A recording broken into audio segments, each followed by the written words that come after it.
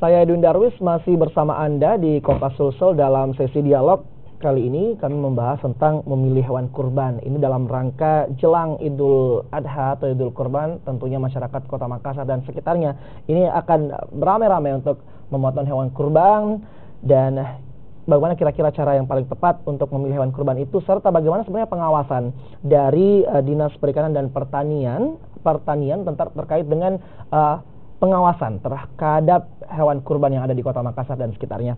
Kembali lagi ke Pak Abdul Rahman Bando, Kepala Dinas Perikanan dan Pertanian Kota Makassar. Kalau tadi sudah dijelaskan bahwa memang berbagai persiapan telah selesai, bahkan sudah ada animal care juga, lalu juga sudah ada Puskeswan ya Pak ya, pusat kesehatan untuk hewan. Oke. Nah, tapi kalau kita melihat terkait dengan beberapa tahun mungkin belakangan seperti itu, sebenarnya pengawasan yang paling tepat yang dilakukan biasanya seperti apa Pak? Jadi dari Dinas Perikanan dan Pertanian. Kita berharap tidak satu hewan pun yang disembelih sebelum diperiksa. Baik. Bahkan kalau hewan kurban itu ada 2 tahapan pemeriksaan.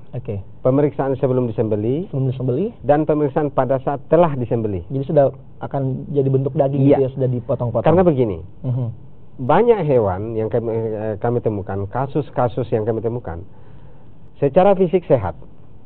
Pada saat kita periksa ketika dia masih hidup, dijual oleh pedagangnya, kita periksa darah, kita periksa suhu badannya, kita periksa fisiknya sempurna dan sehat. Darahnya tidak mengandung indikasi ada virus, ada penyakit. Ternyata setelah disembelih, di dalam organ-organ tubuhnya bagian dalam itu ada saja yang ternyata tidak layak dikonsumsi karena membawa penyakit di bagian dalam. Misalnya ada cacing hati, tidak boleh dikonsumsi.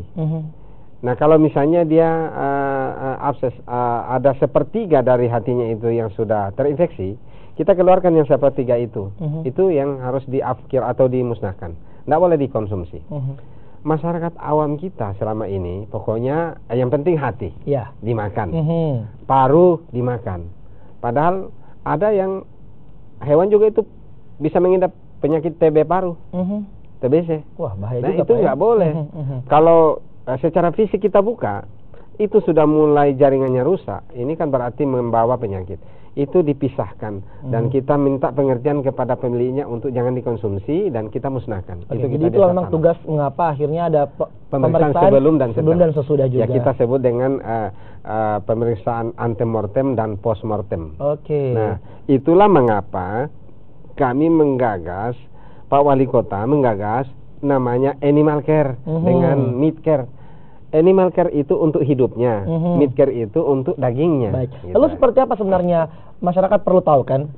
Bagaimana bentuk, apakah ada semacam sertifikat atau laporan kepada misalnya nanti hewan yang sudah diperiksa agar memang dikatakan ini aman untuk jadi hewan kurban? Ya, di seluruh hewan kurban yang diperiksa petugas kami nanti itu akan diberi tanda dengan kartu. Tandanya itu di setiap tanduknya akan dililitkan stiker bernomor. Ada stiker bernomor, kemudian disertai dengan surat keterangan pemeriksaan kesehatan hewan kurban Kota Makassar tahun 2017. Nomor yang ada di stiker tanduk itu sama dengan nomor surat, sehingga tidak boleh ditukar.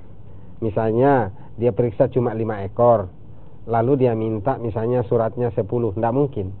Kami periksa 5, ya 5, kartu dikasih. Baik. Maka itu kepada seluruh masyarakat kita himbau supaya mereka menanyakan, apakah hewan yang Bapak jual ini sudah diperiksa kesehatannya oleh petugas?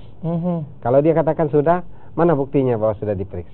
Kira-kira begitu. Jadi memang harus ada peran aktif juga dari masyarakat ya untuk bertanya. Memang betul, harus bertanya. Jangan sampai cuma asal beli tanpa melihat misalnya kalau yang sudah diperiksa ada stiker dan itu disertai dengan surat-surat. Dan kalaupun dikasih surat, tolong dicocokkan nomor di stikernya itu dengan nomor yang ada di surat keterangannya itu. Itu harus sama. Di stiker ada nomor, dicocokkan dengan surat yang diberikan. Karena di surat itu dicantumkan tanda-tanda fisik hewan. Baik. Pusarnya di mana, tanduknya berapa, umurnya berapa, dan umur itu dicantumkan di surat. Karena petugas saya semua mengerti dan tahu, punya keterampilan menentukan umur ternak itu dengan melihat tanduk dan gigi. Baik. Jadi semua hewan kurban yang ada di Kota Makassar ini semua akan diperiksa.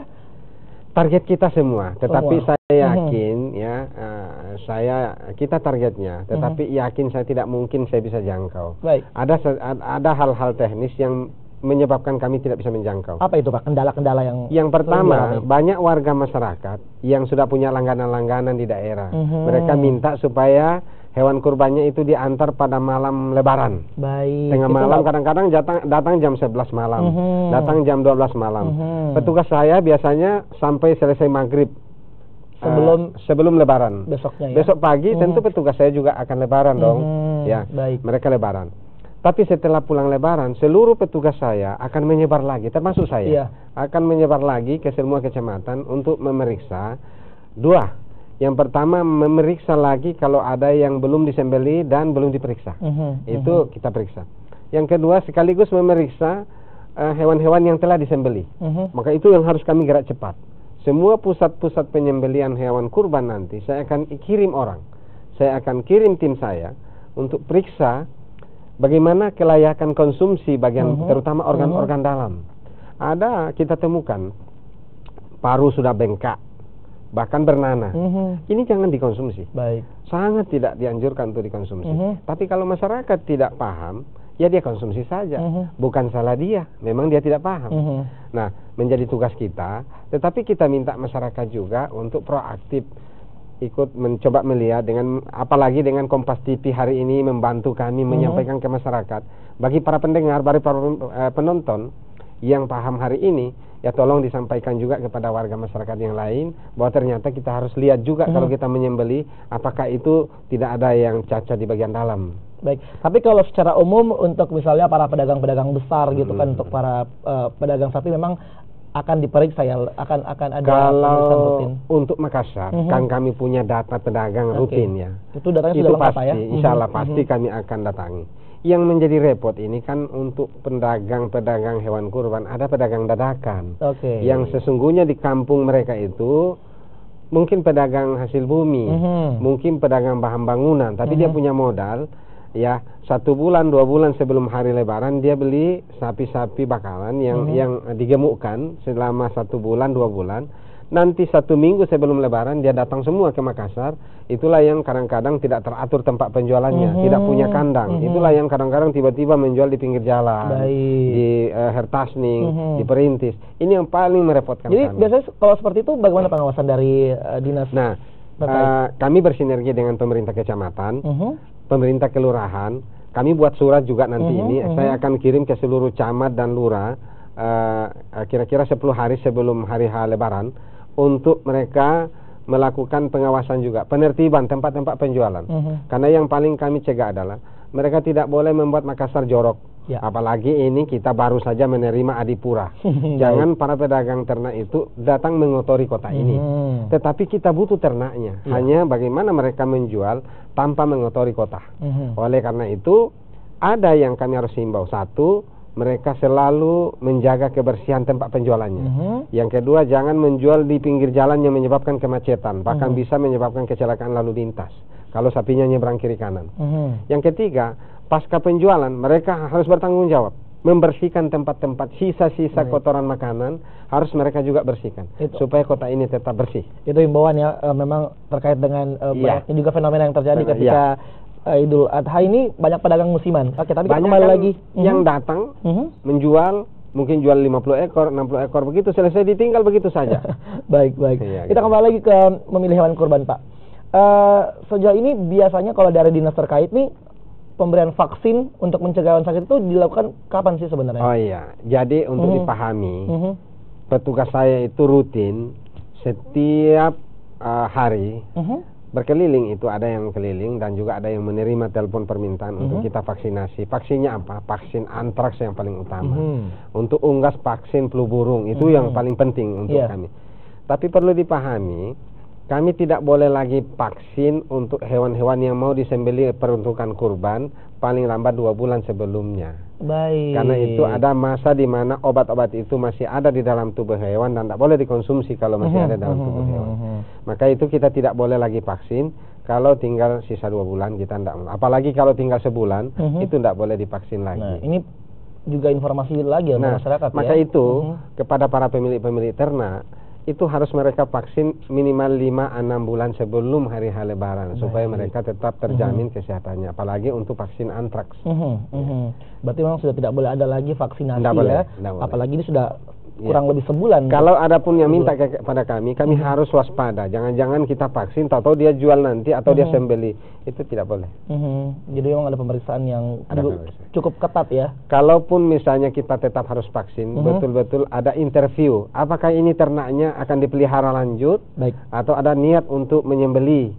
Kalau memang dia yakinkan kita bahwa ini akan dia pelihara, kita vaksin. Baik Pak. Terakhir mungkin himbauan pada masyarakat Pak untuk lebih lagi teliti memilih hewan kurban yang ya bukan hanya untuk memenuhi ini ya, tapi juga baik untuk dikonsumsi bagi masyarakat. Perlu dipahami bahwa hewan kurban beda dengan beli daging untuk konsumsi sehari-hari biasa. Baik. Hewan kurban adalah ibadah. Oleh karena itu kepada seluruh masyarakat, kepada seluruh pemirsa Kompas TV di mana saja berada, saya ingin menyampaikan bahwa memilih hewan kurban betul-betul harus selektif. Yang pertama, pilihlah hewan kurban yang secara fisik betul-betul sempurna. Tanduknya tidak patah, ekornya tidak patah, kaki tidak pincang, mata tidak buta, tidak rabun, tidak robek telinganya, tidak sumbing. Baik. Kedua, mintalah kepada penjualnya surat keterangan kesehatan hewan. Dan itu untuk Makassar memang dicantumkan surat keterangan kesehatan hewan kurban Kota Makassar tahun 2017. Kami sudah siapkan semua. Kemudian cocokkanlah pada surat itu dengan stiker yang ada di tanduknya. Kalau stiker dan surat yang diberikan itu bersesuaian nomornya, maka itu berarti benar adanya. Silahkan. Dan yang ketiga, saya ingin menghimbau juga kepada seluruh pedagang, silahkan berdagang, tapi jangan mengotori kota, dan jangan menyebabkan kesemrawutan lalu lintas di pinggir-pinggir jalan. Berjuallah, berdaganglah, berjual sembelihlah, berjuallah hewan kurban pada tempat-tempat yang tidak mencemari dan tidak merusak keindahan kota Makassar. Kemudian tentu kepada seluruh panitia kurban di masjid-masjid, di kantor-kantor, di instansi pemerintah, di perusahaan, selenggarakanlah hewan kurban ini dengan baik dan benar berdasarkan syariah, yaitu bagilah kepada mereka yang memang berhak menerima. Dan tentu kita harapkan bahwa tidak ada penyelenggara yang justru lebih dominan mengambil bahagian dari hewan kurban itu. Baik. Ya, supaya betul-betul masyarakat Makassar menikmati dan merasakan keadilan dari pembahagian daging-daging kurban itu. Baik. Dan yang terakhir, kepada seluruh masyarakat Makassar, selamat menyambut Hari Raya Idul Kurban. Sekaligus kami mewakili dinas menyampaikan apabila ada yang ingin memeriksakan kesehatan hewan kurbannya nanti, silakan menghubungi dinas kami, nanti kontak personnya dibacakan untuk kami turunkan tim. Meskipun demikian kami tetap akan berkeliling, tetapi pasti ada saja yang tidak terjangkau oleh petugas kami, silakan menghubungi dinas kami. Baik. Terima kasih atas semua kerjasamanya. Baik, terima kasih banyak Pak Abdul Rahman Bando, Kepala Dinas Kelautan, Perikanan, Pertanian dan Peternakan Kota Makassar. Jadi informasi terakhir untuk Anda, saudara, bahwa untuk Anda yang mungkin akan memeriksakan hewan ternak Anda untuk dikurban, silakan dihubungi di 0823 445 37697 atau di 0821 875 54988 ada di layar kaca Anda. Saya akan kembali dengan informasi lainnya untuk Anda usai jeda, tetaplah di Kompas Sulsel.